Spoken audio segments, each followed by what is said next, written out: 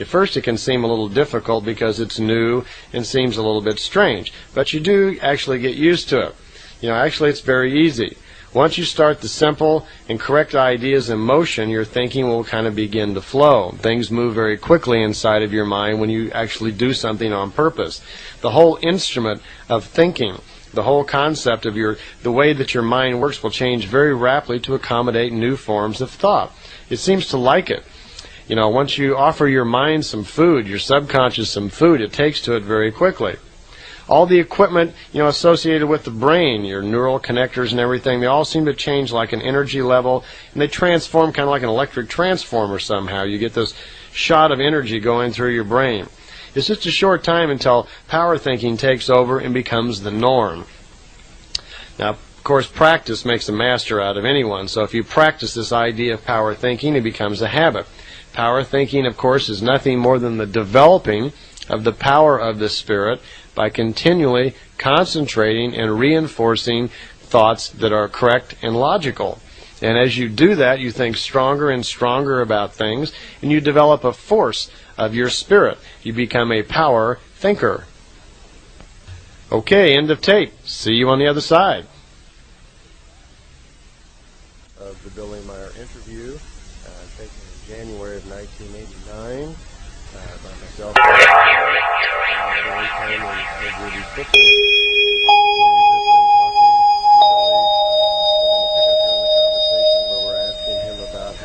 first man came to be on the planet Earth. Well, hello. We're back on the final side here of development of the psyche. We just finished up on the other side talking about what I deem power thinking. That is my term for it. The concept there was that through concentration of clear thought we can develop a stronger will and thus become powerful thinkers where we are actually in control of our thoughts all of the time. Most people, unfortunately, are not. We are a planet of over 5 billion people, like 5,400,000,000, something like that. Most of them are not in control of their thoughts. Very few people are, as a matter of fact. Most people just go along with their conscious mind, not aware that their subconscious is even there, or what it's doing, or what kind of plans are going on. We just fall kind of the mercy of our experiences that we have. And we build up all of our emotions and attitudes and so forth, our pre-programmed responses to life. These all build up, and that's how we respond.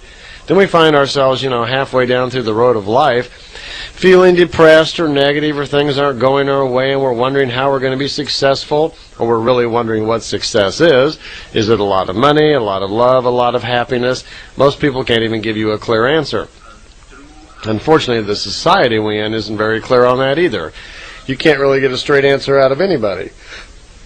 Most people, I think, would, at least in America, tend to think that a successful life would be one that has a lot of money, a lot of material things.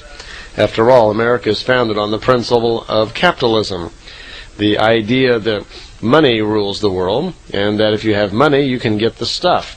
If you don't have the stuff, then you're not doing very well. We see bumper stickers that say things like, he who has the most toys when he dies wins, things like that. So capitalism, or the acquirement of material thing, is greatly promoted in this country. Which one thing, it's led us to be prosperous, we call it, because we enjoy a higher quality of material life here than the rest of the world does. But that doesn't necessarily mean that we are the happiest people. It doesn't necessarily mean we are the people of most love and compassion. And I think the last few years you'd find a lot of Americans questioning exactly what state we are in. We've just gone through the 1992 elections, and for the most part, the majority of the people in the United States are beginning to understand that we need change. We have to do something about our systems, our social system, our economic system, and our system of politics are not serving us currently today. And people are finding out that we're going to have to get involved to change it. And that if we don't do anything about the political system and the economic system, those that are running it for their own benefit will continue doing so, and it will keep going down the same path that it is. Well, if we want to take our country back and increase the quality of life here, we have to start getting involved, don't we? It's the same way with your own mind. If you want to increase the quality of your personal life, you have to start becoming responsible for how you think. So consequently, you will want to develop what I call power thinking. Interestingly enough, when you think, here's a concept that most of you probably haven't thought about, and I want to introduce an idea to you called the boomerang.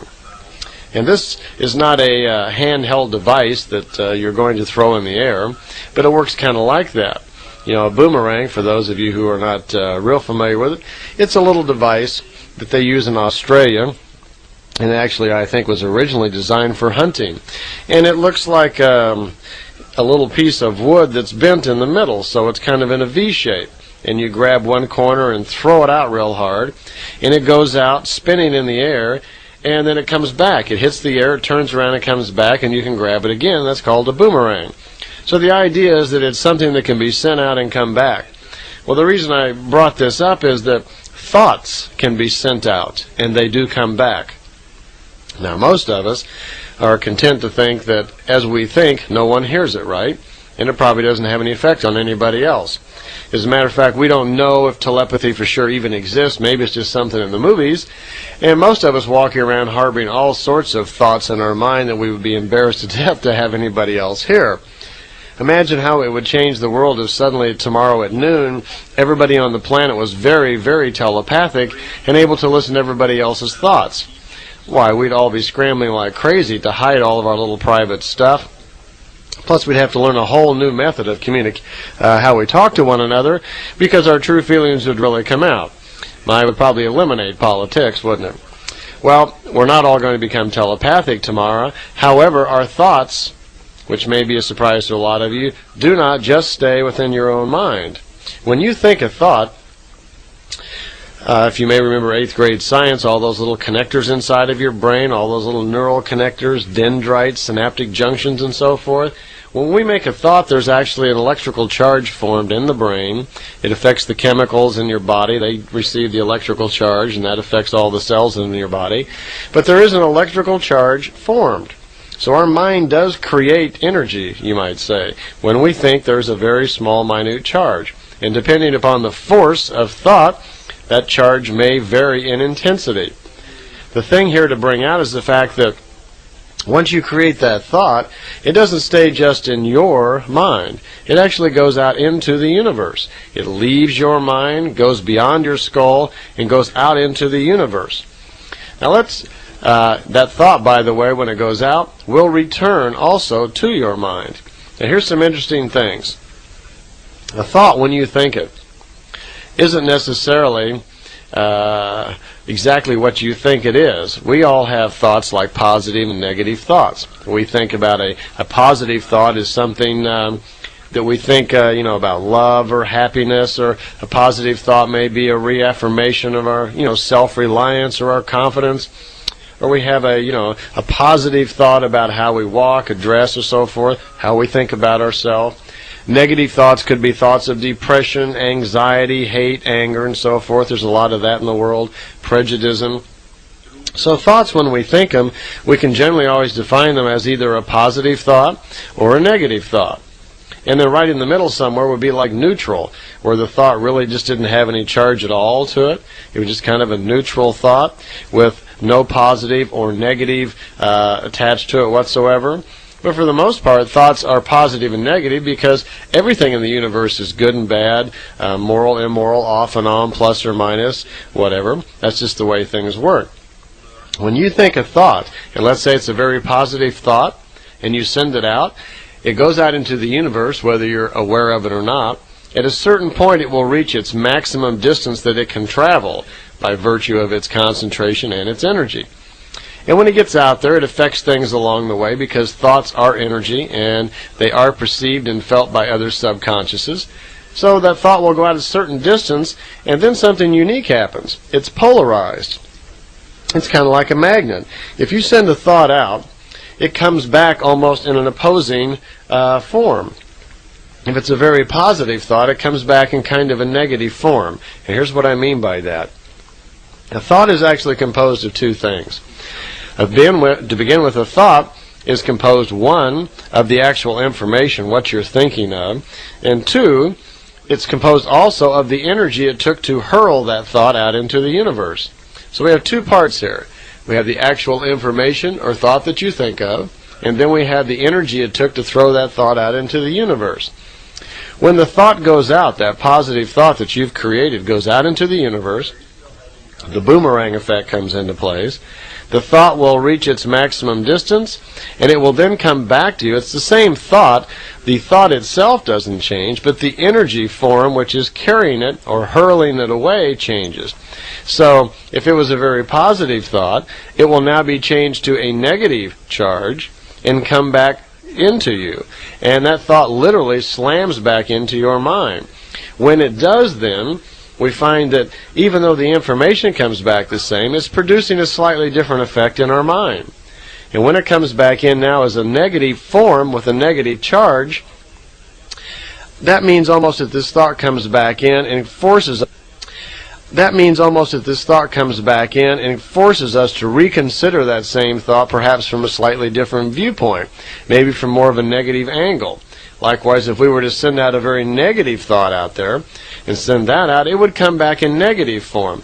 The same information would come back, but probably with a different consideration, different view, because it has the charge is slightly different now. So the thought itself goes out and comes back, but the energy by which carries it polarizes and returns the opposite polarization. Okay? So what we're working for here in our evolution is the fact that we can send thoughts out, and we can send them out positive. They'll come back, forcing us probably to consider them kind of from a negative viewpoint. We then put our mind to work, start crunching away and thinking about this idea, and that forces growth. You see, the universe has to be negative and positive all the time. If everything was really good, then there wouldn't be any way of learning. It would just be like stagnation. But the creation itself is constantly evolving, and so are we. And this is the learning process. This also starts to begin to point out the fact that how valuable an open mind is. If you send thoughts out all the time, if you're negative about everything that goes out all the time, and you refuse to consider any positive sides to an argument or any other positive information about that, you become very closed-minded. Then your learning is stagnated, right? Because if you refuse to consider any other viewpoint, like you know all there is to know now, that's it, I'm a know-it-all, well, that stumps your growth. So an open mind is actually a sign of intelligence. It's a sign of clear thinking. It's a sign of growth. If a person does continue to think negative, maybe they're the type of person that's always saying, oh, I can't do that, or that's too difficult, or oh, I'm just never successful at those sort of things. Just can't handle it, or they're always depressed, things just don't go my way. No, I don't want to go out. I'm just going to stay home and watch TV. They just kind of get a poor, sad, woe is me view towards life. Well, as they continue to reinforce that type of thinking, what are they doing? They're programming their brain to believe it. Their subconscious now believes it, and that's who they become. So the effects of this negative thinking then really pull them down, almost does not allow them at all to consider anything positive about their life, because they're convinced there just couldn't be anything positive. So they're not paying any attention at all to this boomerang effect that's actually going on. The boomerang effect, you have to learn to sense it. You have to learn to watch for it. Thoughts will come back very quickly, at least within 3 days. And when they come back, if you're open to it, if you program yourself to pay attention and feel for it, it means that you may send a thought out, and when it comes back, it'll come back in kind of the form like to be able to consider that thought from an opposing viewpoint or slightly different attitude towards it. And if you can do that, then that's what growth is all about. You consider things from different directions and allow other information to come in. Real positive thinking is actually neutral positive.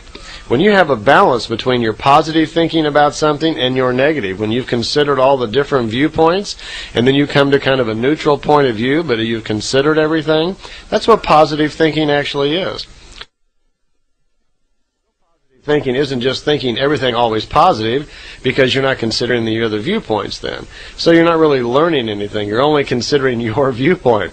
So allow negative thoughts and positive thoughts to come along, and that really translates to mean considering both sides of things. Be open-minded and learn that your real positive thinking is what happens after considering both sides. You reach conclusions that allows you to balance out the positive and the neutral. In other words, anyone can actually learn to control their thinking and control their life. Paying attention and learning to observe the boomerang effect that happens in our mind all the time is a method. Taken in January of 1989 by myself.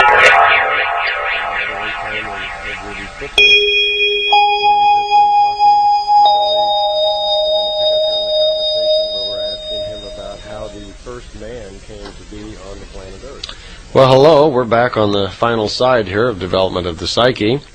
We just finished up on the other side talking about what I deem power thinking. That is my term for it.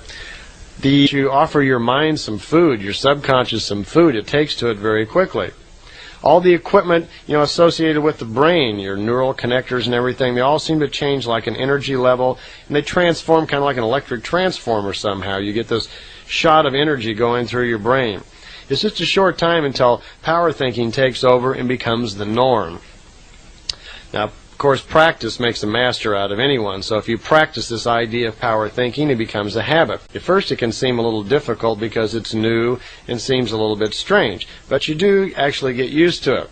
Actually it's very easy. Once you start the simple and correct ideas in motion, your thinking will kind of begin to flow. Things move very quickly inside of your mind when you actually do something on purpose. The whole instrument of thinking, the whole concept of the way that your mind works will change very rapidly to accommodate new forms of thought. It seems to like it. Power thinking, of course, is nothing more than the developing of the power of the spirit by continually concentrating and reinforcing thoughts that are correct and logical. And as you do that, you think stronger and stronger about things, and you develop a force of your spirit. You become a power thinker. Okay, end of tape. See you on the other side. Of the Meier interview. The concept there was that through concentration of clear thought, we can develop a stronger will and thus become powerful thinkers, where we are actually in control of our thoughts all of the time. Most people, unfortunately, are not. We are a planet of over 5 billion people, like 5,400,000,000, something like that. Most of them are not in control of their thoughts. Very few people are, as a matter of fact. Most people just go along with their conscious mind, not aware that they're